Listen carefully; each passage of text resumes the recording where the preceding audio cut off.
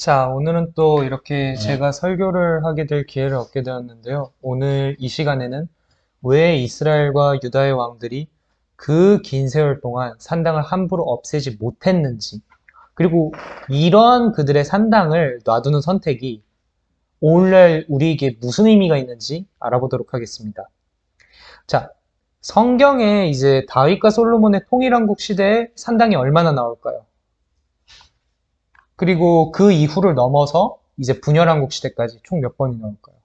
일단 이 이스라엘의 왕국의 시대로 접어들면서 성경에서는 열왕기상부터 열왕기 하에서만 총 산당이 31번이 등장합니다. 역대상하를 통틀어서는 무려 19번이나 등장하죠. 이 중 열왕기상하의 말씀들만이라도 이렇게 먼저 같이 읽는 시간을 가지도록 하겠습니다. 여기 슬라이드에 나온 말씀을 같이 따라 읽도록 하겠습니다. 그때까지 야호와의 이름을 위하여 성전을 아직 건축하지 아니하였으므로 백성들이 산당에서 제사하며 솔로몬이 야호와를 사랑하고 그의 아버지 다윗의 법도를 행하였으나 산당에서 제사하며 분향하더라. 이에 왕이 제사하러 기브온으로 가니 거기는 산당이 크님이라.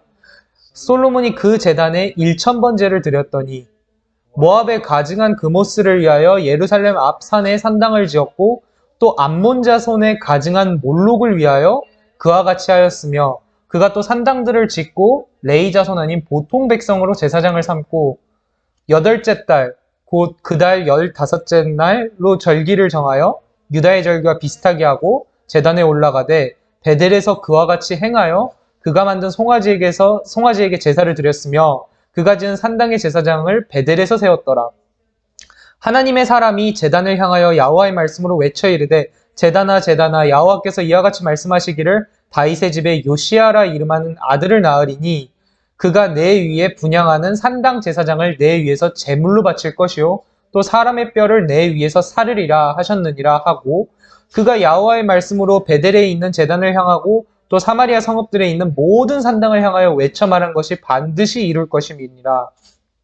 여로보암이 이 일 후에도 그의 악한 길에서 떠나 돌이키지 아니하고 다시 일반 백성을 산당의 제사장으로 삼되 누구든지 자원하면 그 사람을 산당의 제사장으로 삼았으므로 이는 그들도 산 위에와 모든 푸른 나무 아래에 산당과 우상과 아세라상을 세웠습니다. 다만 산당은 없애지 아니하니라.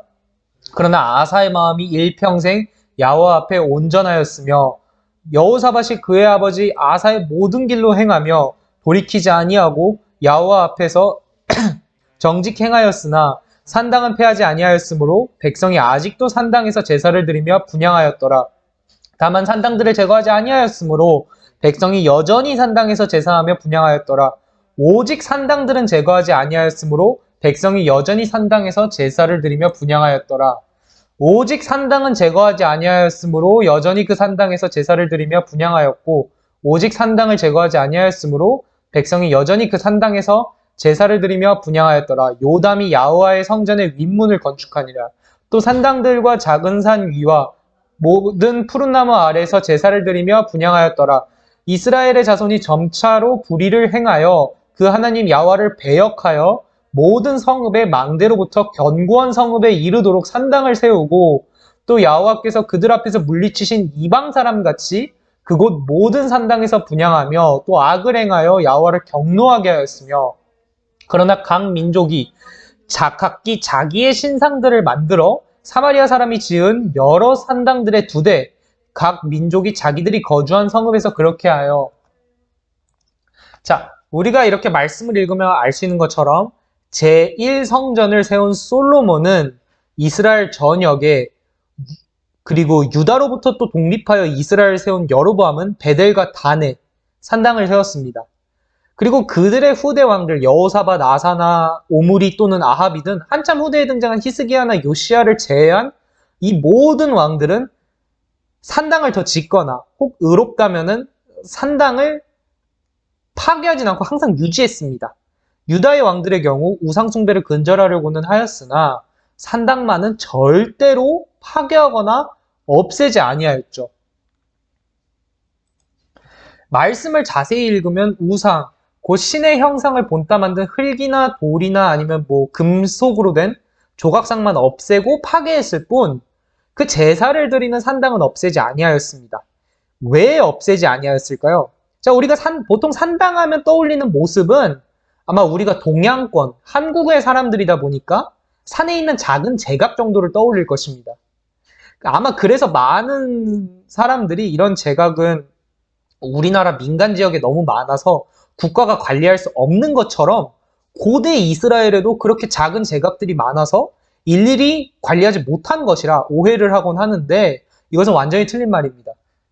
물론 산당, 히브리어로 이 바마가 높은 장소만을 의미하지 않고 우리나라나 동양권 국가들처럼 집안에 둔 가정재단의 형태로도 존재했기 때문인데요. 하지만 이스라엘과 유다 왕들로 타협하게 한 두 마음을 품게 한 그러한 산당은 이런 작은 것들이 아니었습니다. 이들이 타협한 산당은 그 규모가 우리의 예상을 뛰어넘는 매우 큰 규모였습니다. 이들의 규모는 예루살렘 성전에 못지 않았습니다. 어떤 것은 혹 이를 더 능가하는 규모이기도 하였죠. 자, 지금 사진에 나온 것이 예시인데요. 이게 유다왕 히스기야가 무너뜨린 텔 아랏, 곧 아랏의 산당입니다. 규모가 어떤 거예요? 이게 사람이고요. 이게 산당 주위에 있는 성벽입니다. 요새고 이 내부에 있었던 게 산당이죠. 엄청나죠? 오늘날의 성전산에 가면 있는 아마 그 성전 자리, 그 정도 크기예요. 이런 규모의 산당들이 왜 높은 곳이냐? 산이나 광장이나 주로 이스라엘 지역이 산지가 많으니까 그런 높은 곳들에 이렇게 세워졌는데 그 규모를 이렇게 보시니까 엄청나다는 걸 우리가 실감할 수 있습니다. 당시로 치면 종교적 중심지였으니까요. 그리고 이런 높은 곳이나 광장에 존재했던 산당들은 그냥 무당이나 이런 굉장히 단순한 그런 운영체계가 있었던 것이 아닙니다.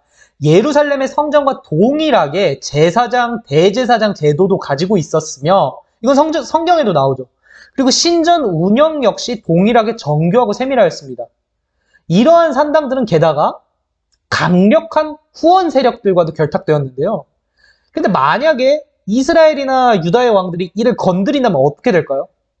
지금 이 후원 세력들, 지방 귀족이나 왕족들을 포함한 그 지방 자체에 굉장히 강력한 세력들이 이런 산당들을 후원하고 이득을 보고 있는데 이걸 왕이 건드린다면 이거 어떻게 될까요? 바로 추방당하거나 쫓겨납니다, 왕은. 자, 우리가 열왕기하 11장 11에서 16절 말씀을 같이 읽어보도록 하겠습니다.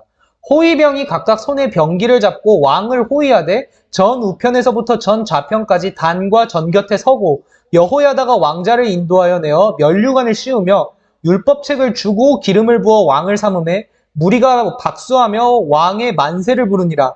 아달랴가 호위병과 백성의 소리를 듣고 야호와의 전에 들어가서 백성이 이르러 보매 왕이 규례대로 대위에 섰고 장관들과 나팔수가 왕의 곁에 모셨으며 온 국민이 즐거워하여 나팔을 부는지라. 아달랴가 옷을 찢으며 외치되 반역이로다 반역이로다 하매 제사장 여호야다가 군대를 거느린 백부장들에게 명하여 가로되 반열 밖으로 몰아내라. 무릇 저를 따르는 자는 칼로 죽이라 하니 제사장의 이 말은 야호와의 전에서 저를 죽이지 말라 함이라. 이에 저의 길을 열어주매 저가 왕궁 말 다니는 길로 통과하다가 거기서 죽임을 당하였더라. 자, 성경의 요아스가 유다왕이 될 수 있었던 것은 대제사장 여호야다가 그러니까 여호와 신앙을 탄압한 아달랴를 몰아낸, 정확히는 이 왕권을 교체했기 때문에 요아스가 왕위에 올라갈 수 있었던 것입니다. 고대 유다와 이스라엘 사회에서는 종교의 권력이 굉장히 막강했습니다. 왕권이 완전히 확립된 것이 아닙니다. 우리가 일반적으로 이스라엘의 경우 아합이나 오므리는 왕권이 굉장히 강력했고 그래서 반란을 일으킨 예후 역시도 그 바알을 중심적으로 믿던 종교 세력보다 더 힘이 강했으니까 오므리나 그렇게 바알의 세력을 완전히 몰아낼 수 있었는데 아직 유다의 경우는 아직까지는 그 제사장들의 권력이 훨씬 강했다 보니까 아달랴를 몰아낼 수 있었던 것이었습니다.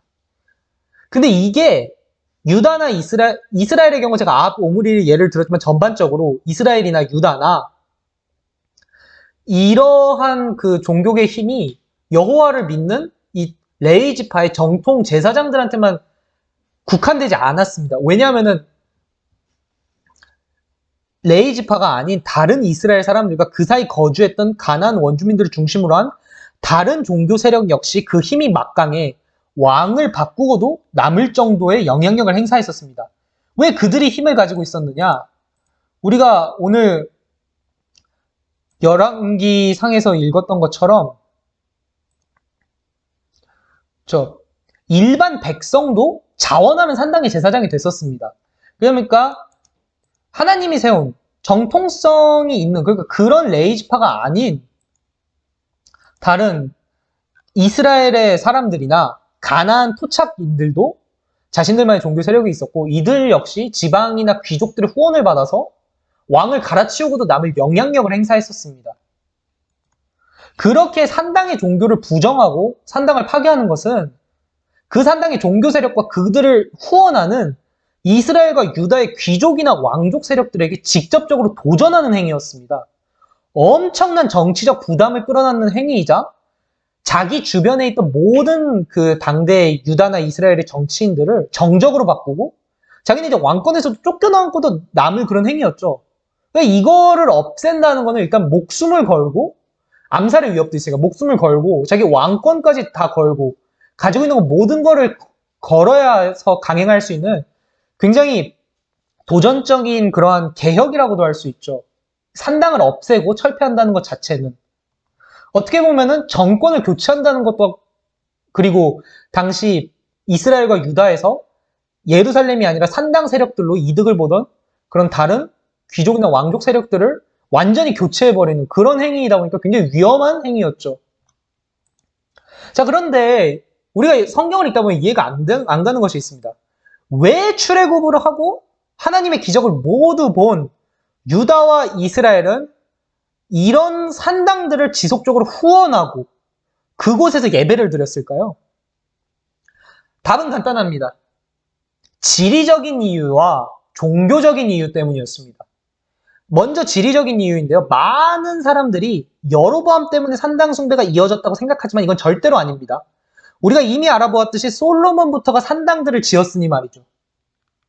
하지만 말씀드렸다시피 산당 숭배는 솔로몬 이전부터 있었고, 솔로몬 이전에는 성막과 제단이 실로에 있었음에도 불구하고 다른 지역에, 실로가 아닌 다른 지역들에서도 제2 활동이 이루어졌었습니다. 그리고 저는 이에 대해서 이유를 이미 말씀드렸죠. 바로 실로에 성막이 있었기 때문에 산당 숭배가 있었다는 것이죠.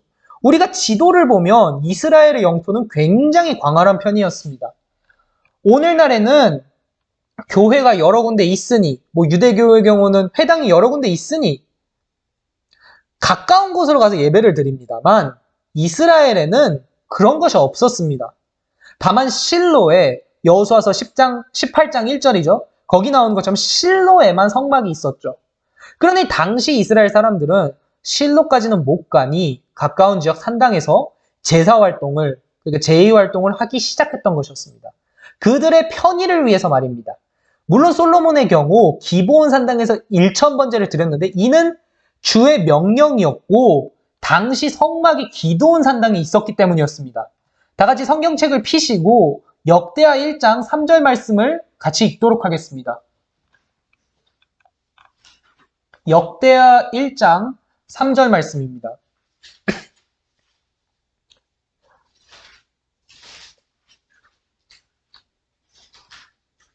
찾으셨나요? 솔로몬이 온 회중과 함께 기브온 산당으로 갔으니 하나님의 회막 곧 여호와의 종 모세가 광야에서 지은 것이 거기에 있음이라.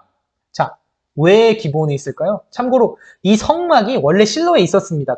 그런데 이 실로가 이게 사무엘상 초반에 나왔다시피 블레셋 군대에게 파괴된 이후 성막은 이전되었습니다. 파괴되었으니까 실로에서 다른 곳으로 옮겨졌죠.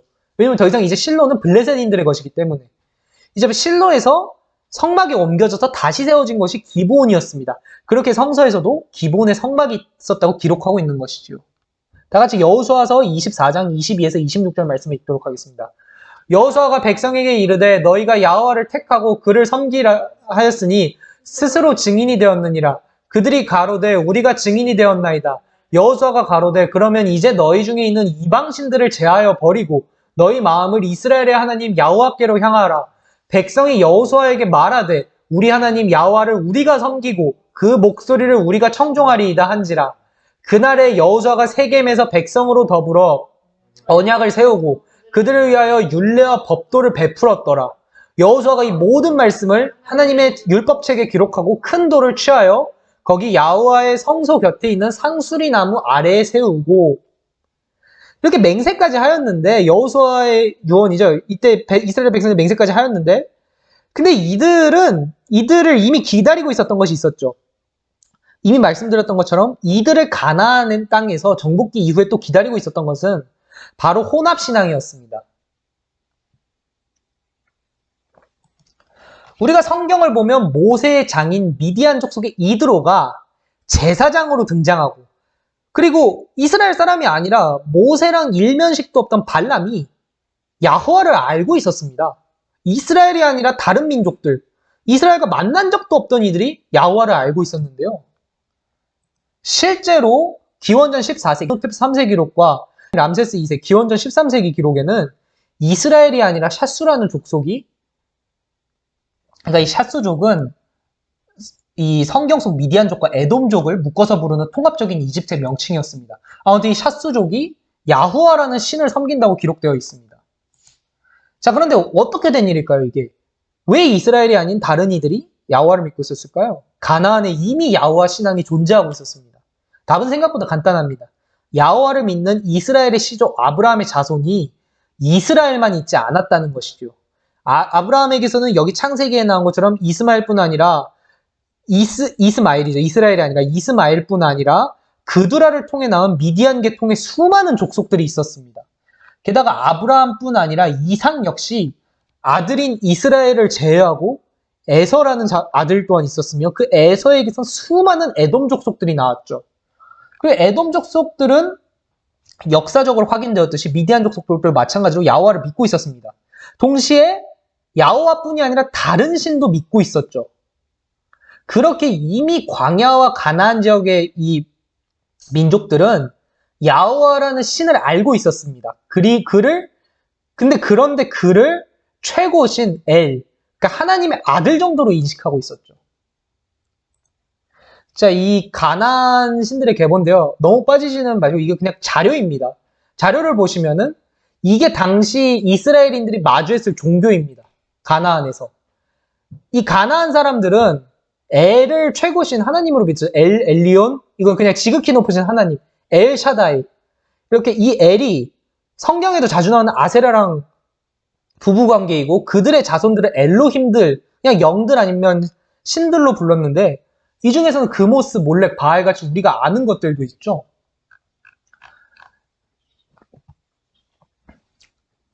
우리가 성경을 통해서 굉장히 자주 본 애들도 있습니다. 우리가 이미 알고 있는 이들이죠. 근데 이스라엘은 이런 종교를 가진 가나안 사람들과 생활을 한 것이었습니다.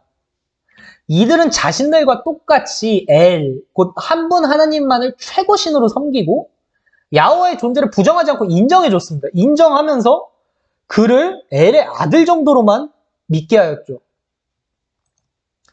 그런데 일반적으로 알려진 것과 다르게 또한 추가적으로 설명드리면 산당에서는 바알과 아세라만 섬기지 않았습니다. 여기 나온 것처럼 바알의 아내는 아낫이죠. 그리고 엘의 아내가 아세라로 나오죠. 이거를 통해 알 수 있듯이 아세라를 섬겼다면 그의 남편이 엘 역시 같이 숭배하였고 이스라엘 백성들은 같은 하나님을 믿으니까 그들을 따라 같이 예배한 것이었습니다. 같은 하나님을 같은 명칭으로 부르니까. 그리고 종교뿐이 아니었습니다. 그들이 예배하는 장소부터가 차이를 보이지를 않았습니다. 자, 텔타이낫이죠. 텔 모자, 이건 예루살렘 외곽의 도시인데요. 우리가 그리고 또 시리아 지역에서 발견된 아인다라죠. 아인다라인데요. 여기에는 이게 특히 아인다라의 경우 바알하닷, 바알이죠. 바알과 아세라가 아닌데 아스다롯을 위한 신전의 모습인데요. 이게 전부 다 이방신 신전이고 여기 4번만 솔로몬의 성전입니다.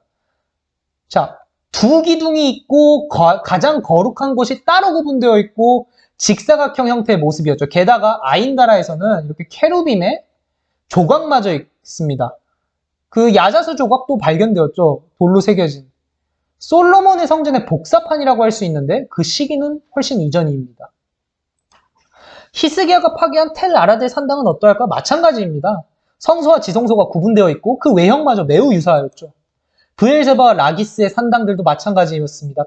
더군다나 이러한 산당들도 언약궤를 따라한 물건들이 있었습니다. 지성소 부분에 상자를 두고 그 안에 바알이나 아세라 상을 신상을 넣어뒀었죠. 이는 솔로몬 성전이나 성막과 그 차이를 더 구분하기 힘들게 합니다. 여러분이 고대 이스라엘 사람이었다면 어떠셨을까요? 같은 신을 최고 신으로 믿지만 다른 이방 신들을 인정하고 그 예배당마저 성전과 똑같은 데다가 예루살렘 같이 멀리 있지도 않습니다. 매우 가까웠습니다. 집 앞에 있었어요. 게다가 산당들에도 레이지파 출신 제사장들도 있었고 심지어 예루살렘까지 가더라도 예루살렘에도 바알, 아스다롯, 아세라 등의 이런 다른 신들이 경배를 받고 있는 똑같은 우상의 전이었습니다. 유다와 이스라엘 백성들은 이런 시대를 살고 있었습니다. 미혹당하기 아주 쉬운 시대였죠. 혼합신앙이 아주 성행했던 말 그대로 혼합신앙밖에 없었던 그런 시대였습니다. 아무리 의롭다고 이름난 유다의 왕들도 이를 방관했었죠. 자신들의 정치적 그 생명을 위해서 말입니다.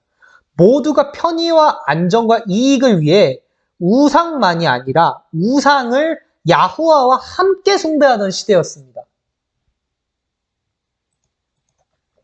우리는 어쩌면 같은 시대를 살고 있는지도 모르겠습니다. 현재 기독교가 맞이한 진정한 싸움은 그것이 고대 이스라엘의 선지자들이 맞이한 싸움과 동일한 싸움입니다. 바로 신들과의 다툼이죠. 오늘날 기독교는 여러 종교 중 하나로 인정이 되며 상당수의 해외와 국내의 교회 내에서는 많은 다른 종교들을 인정하고 또 그들을 존중하죠. 기독교가 문화가 되어버린 세상에 살고 있습니다. 편하게 종파를 바꾸고 교회를 일요일에 한 일과처럼 다니고 게다가 앞서 살펴본 가나안 신화처럼 교회에서도 다른 종교의 신들을 인정한 거죠. 예루살렘에서 다른 신들이 있었던 것처럼. 그들의 종교를 알고 있거나 이걸 연구해서 것을 넘어서 그들의 종교를 수용해버리고 통합하는 운동에 앞장서고 있다는 것입니다. 더 이상 공부하는 게 아니라 이걸 수용하고 통합해버린다는 것이죠. 종교다원주의에 대해서도 상대의 종교를 그저 존중해 주시는 것이라 말은 하지만 그 실상은 존중의 차원을 넘어 혼합신앙을 받아들이게 되는 것입니다. 야호와 하나님, 즉 야호와를 유일하신 하나님으로 믿는 것이 아니라 세상에 수많은 다른 신들이 있다는 것을 인정하라는 그런 시대에 살고 있다는 것이죠. 이스라엘의 유일하신 하나님이요, 이스라엘의 하나님이신 야호와를 그저 신들 중 하나로 보는 그런 세상에 살고 있다는 것입니다. 현대판 산당신앙이라는 것입니다. 요시야와 히스기야 이전의 왕들은 자신의 왕위를 잃을 것을 두려워해 종교들을 인정해주고 심지어 성전 안에 우상의 전과 남창의 집까지 세웠습니다. 더 나아가 그들의 종교를 더 열심히 따르고 야호와 신앙을 저버리기까지 하였습니다. 백성들은 어땠을까요? 자신들의 번영과 편의를 위해 산당 가기를 성막이나 성전 가기보다 선호하고 애초에 성전에 갈 이유가 없죠. 성전 가면 똑같은 신들이 있잖아요. 바알이 똑같이 있고. 근데 또 그러다가 산당에서 그들의 종교에 더 물들어 누구보다 열심히 우상 숭배하며 자신들에게 가나안 땅을 허락한 그분, 곧 야호와를 완전히 잊었습니다. 하지만 히스기야와 요시야는 어땠을까요? 히스기야는 산당들을 모조리 헐어버리고 오로지 예루살렘에서만 제사를 드리게 하였습니다.